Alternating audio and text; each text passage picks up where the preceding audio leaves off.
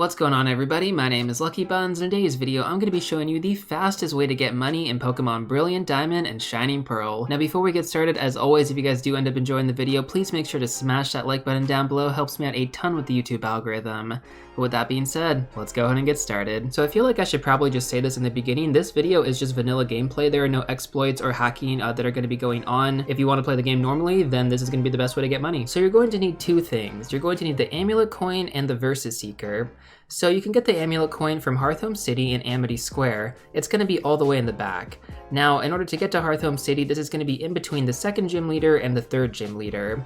Now, what exactly will the Amulet Coin do? So this is going to double the prize money that you get from trainer battles. Now let's go and talk about the Versus Seeker, which I'm pretty sure most of you are familiar with if you played Pokemon games in the past.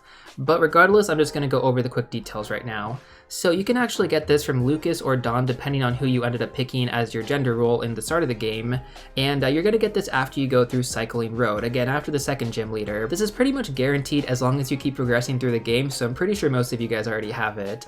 Anyways, what exactly does the Versus Seeker do? So this will allow you to battle trainers again for a rematch. Now unfortunately you won't be able to use the Versus Seeker whenever you feel like it. You're going to have to walk 100 steps before reusing it, which isn't really that big of a deal, but I do want to also mention that if you use the Versus Seeker, it is not going to guarantee that the trainers around you will want to rematch you. You might have to do it a few times before you actually get someone that does want to rematch you. Now additionally, I do want to mention that when you rematch these trainers, their Pokemon levels will be higher. So basically this method is going to be a combination of the Amulet Coin and the Versus Seeker, and I'm going to go over two different places where you can use this effectively. So in total, there are going to be 4 different NPCs, and they're both going to be couples in game. The first couple is going to be near the Pokemon Mansion. This is going to be Gentleman Jeremy and Madame Reina. Now in terms of story progression, you're going to unlock the ability to fight this couple once you beat Team Galactic in Veilstone City and you help either Lucas or Dawn get their Pokedex back. Now at this point in the game, you should have unlocked the ability Fly as well, so go ahead and fly back to Hearthome City.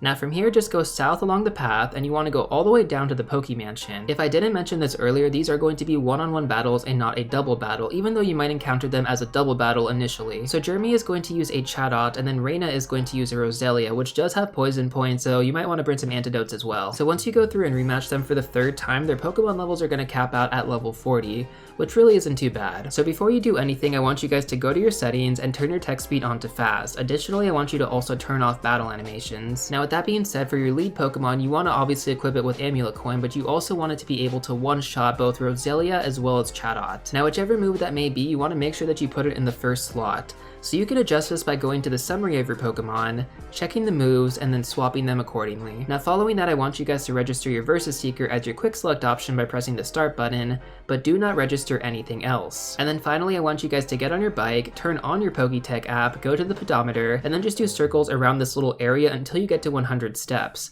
Then use the Versus Seeker, hopefully one of them wants to rematch you again, go ahead and start the battle. Now a really quick way to get through this is to hold the B button and then either press A, ZR, or ZL. This will actually function as an A button as well, and you can pretty much just like spam through the text boxes that pop up. And then once you're done with the battle, just go ahead and do circles on your bike once again, press the Versus Seeker, hopefully you get a match, and then just rinse and repeat. Now before you get to the post game, the money that they give you is going to be a bit less, but once you do make it to the post game, you're going to get $16,320 each from these trainers. And that is with the Amulet Coin equipped. So yeah, that's actually really solid. That's a ton of money. Now, like I mentioned earlier on in the video when I was talking about the Versus Seeker, every single time you use it, it's not guaranteed to actually get you a rematch with one of these trainers. So sometimes you might get a rematch with one of them, sometimes you might get a rematch with both of them, and then sometimes you might not even get a rematch with any of them. So this definitely does affect the rates in terms of how much money you're going to make per hour, but I'm going to do the calculations a little bit later on in the video. So that is basically the first couple that you can actually farm money from in the game. Now we're going to talk about the second couple, which is actually a double battle. This couple is going to be Ace Trainer Jen and Ace Trainer Zach, and you can unlock the ability to actually fight them once you make your way to Celestic Town. This will take place after you beat the 4th gym leader, and you're going to need Defog to actually get through the area. Now in my opinion, this is a much more consistent way to actually make money in the game. The reason is because opposed to the older couple, if one of these trainers wants to rematch you, they're going to fight together. So basically when it comes down to the Versus Seeker, you're going to have a higher success rate battling these two opposed to battling the other two. So basically in order to get to these trainers, you should find them along the way once you make your way to Celestic Town. Basically just backtrack your way there. You got to use defog every single time you go through this area, so that is a little bit annoying in terms of initially setting up, but it's not that big of a deal. And like I said, just backtrack until you get to these trainers. You're just going to go across the bridge and they're going to be right down the staircase. Now in regards to their Pokemon, they're going to be using a Gyarados as well as a Raichu, both capped out at level 27. Now with that being said, let's go ahead and cover the setup for these trainers. So the settings, like I mentioned before, you want to have the text speed on fast and make sure that you are skipping the battle animations. And you'll want to have one of your Pokemon with an Amulet Coin equipped, of course, and the other Pokemon can basically have whatever. This is actually a great time to work on your Pokemon that require friendship, so if you have the Soothe Bell, which you can actually get from the Pokemon Mansion, you can go ahead and do that. I actually worked on getting my Togepi to evolve into Togetic while doing this method, so definitely a win-win scenario if you do need to work on some friendship Pokemon. Now like I mentioned earlier, this is going to be a double battle, so I would recommend using a move that is going to hit both of their Pokemon during the same turn. So for example, I was using Dazzling Gleam, which you can actually get from the department store in Veilstone City. Now of course, I'm sure some of you are wondering, well, which Pokemon movesets can actually be used to hit both of their Pokemon? So that was a question I definitely had, so I went ahead and found a source. I'm going to leave it in the description below.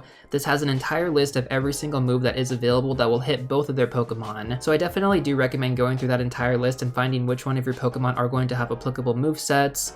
Like I mentioned earlier, Dazzling Gleam was pretty much my go-to and that worked out pretty well, so you guys could mimic that if you want to. Now assuming you have everything set up at this point, get on your bike, go up the stairs, go all the way to the left, and then go all the way back to the right, down the stairs, and this should pretty much get you to 100 steps. I actually like doing this a lot better than going in circles constantly, although that's definitely an option if you guys want to do that. Either or is going to work fine. And then basically just go through the method that we talked about earlier with the older couple, use the Versus Seeker. Most likely one of them will want to battle you. Go ahead and click on the battle encounter, hold B, and then basically just spam A the entire time. If your moves are in the top slot, you're going to be able to just go through, hit Dazzling Gleam, and it's going to KO everything immediately. Unless your Pokemon aren't that high of a level, then you might take a little bit longer to go through this. But assuming, your efficiency is pretty good and your Pokemon are definitely high level, you can get through this fairly fast. Now the thing that I love about this couple is that they actually give you $26,784 from beating them, which is a lot more than you get from beating the other older couple individually. Although when you beat them together, you technically do get more money, but that's not always guaranteed to happen, right? With the Versus Seeker, you might get 1, you might get 2, you might even get 0. Now with that being said, we've covered both of these methods in detail pretty well, but I'm sure some of you are wondering, how much money can you actually make doing this every single hour, and how long does it actually take to go through each of these battles in succession? So we're going to go ahead and start off with the older couple first, assuming that you can at least get one of them to rematch you with the Versus Seeker.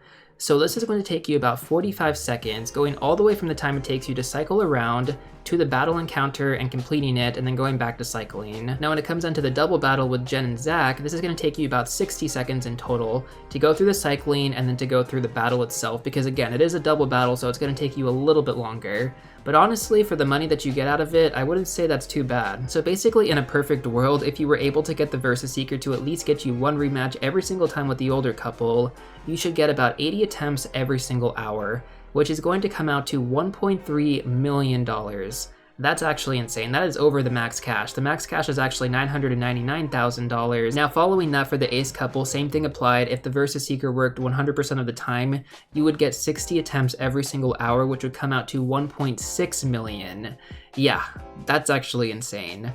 So of course, we don't live in a perfect world. That's pretty self-explanatory here. There's definitely going to be a fail ratio that we do have to factor in here. So more or less, I felt like 20% was pretty fair in regards to this. So basically what this means is that out of 10 times, 2 of those times are not going to get you any hits from the Versus Seeker. So like I mentioned earlier with the older couple, when you rematch them, you do have a chance of getting both of them to want to rematch you, but you also have a chance of having none of them want to rematch you, which would be pretty bad for your rates per hour. So like I mentioned earlier, I kind of just went off the assumption that at least one of them is going to want to rematch you per hour, and then there's going to be a chance that neither of them want to rematch you. So pretty much what this comes down to is that from the older couple, those 80 attempts would actually go down to 64, because you would have 16 attempts with a 20% fail ratio where nothing would actually go through on the Versus Seeker, which means that you would get 64 attempts in total, and if you times that times $16,320, you would get a total of a little bit over $1 million per hour, which is actually still insane.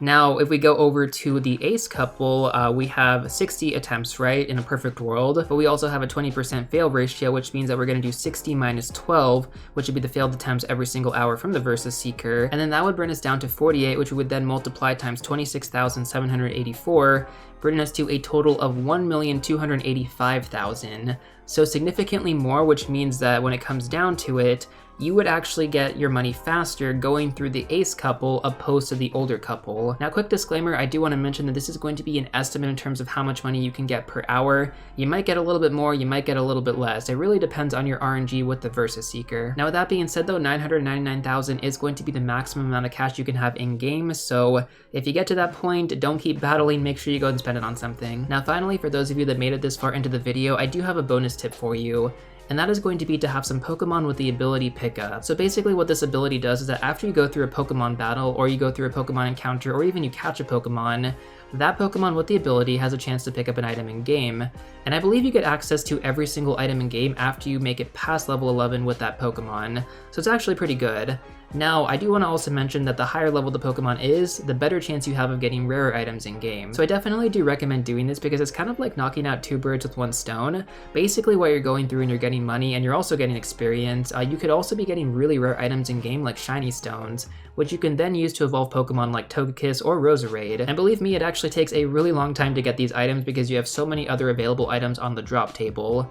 So that is actually how I got my Togekiss in game, and it's kind of just like a win-win scenario because you're already going to be battling these trainers, you're getting experience, you're getting money, you might as well try and get some extra items as well. If you're wondering which Pokemon can actually get the ability pickup, there's actually a list of them, but the easiest one to get in this game is going to be Pachirisu. So with that being said, that's pretty much going to cover everything in this video. Hopefully you did find it helpful and informative. If you guys want to check out some more Brilliant Diamond and Shining Pearl content, you can watch these videos right here, but before you go, don't forget to smash that like button, subscribe, and I'll see you all real soon in the next one.